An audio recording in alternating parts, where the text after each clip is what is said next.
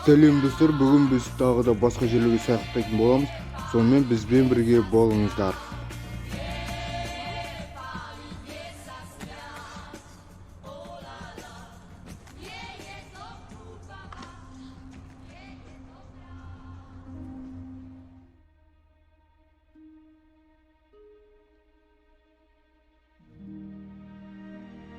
Саған Тони Старктан мына сөзді айт, Эдит. Геометриялық тексеріс аяқталды. Сәлем. Сәлем, Питер. Менің атым Эди. Тони Старк бұны арнайы жасаған. Сен маған жұмыс істейсің бе? Жоқ, көзілдірікті кім кисе соған жұмыс істеймін. Жақсы. Саған ұнап жатыр ма?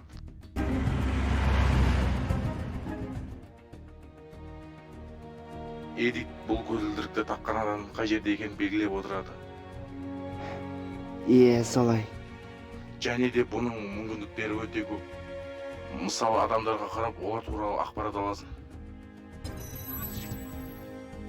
Воу.